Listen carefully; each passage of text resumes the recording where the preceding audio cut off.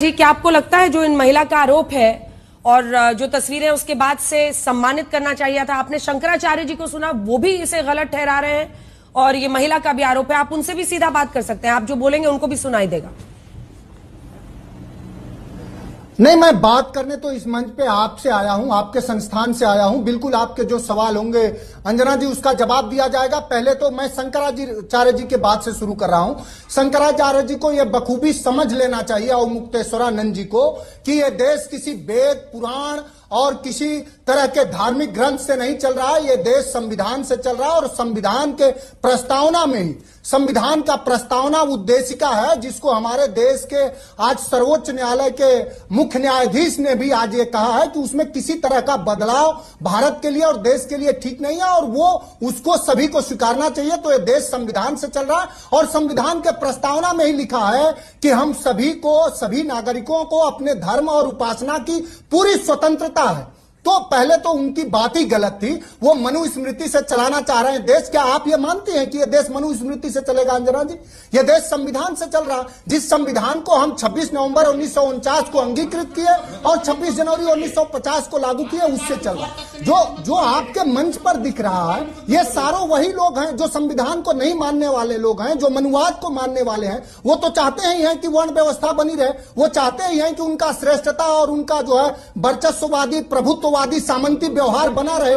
5% लोग वो चाहते हैं कि वो पूरे देश के 90% लोगों का शोषण करें और 90% तबका उनका पूजा करे, उनके हर गलत सही कृत्यों का जो पशुवत कृत्य उन्होंने करा।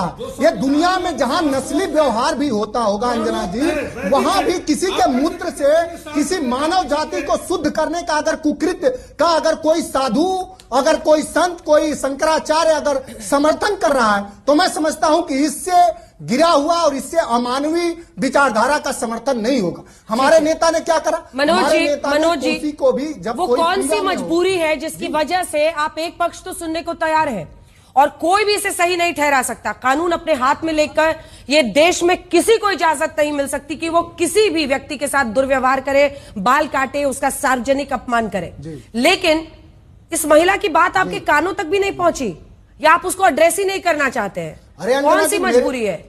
मेरे कानों तक मैं तो समझ रहा हूं कि आपकी कौन सी मजबूरी है कि आप इस महिला को के हम कब नहीं साथ हैं। हम तो कह रहे हैं कि उत्तर प्रदेश में सबसे ज्यादा माताओं बहनों का बलात्कार हो रहा है, सबसे ज्यादा रेप हो रहा है। कौन सी आवाज हम लोगों ने नहीं उठाई? अगर इस मां के साथ भी गलत हुआ है तो उन्हें कड़ी से कड़ी सजा दी जानी चाहिए कि क्या उनके ऊपर मूत्र छिड़का जाएगा, उनकी चोटियां काटी जाएगी? मनोज जी, अच्छा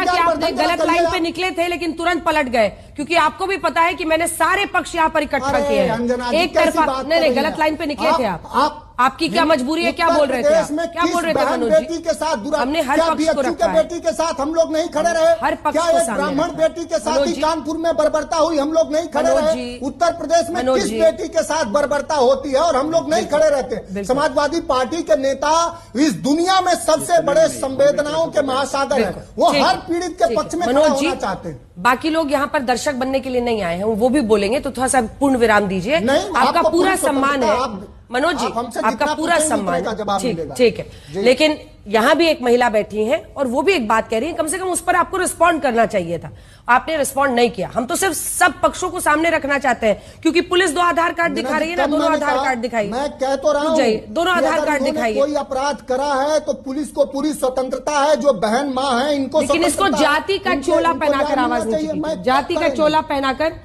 अन्य मेहमानों के पास जाने, जाति का चोला पहनाकर इसको अपने रंग में रंगने से भी ठीक नहीं होगा।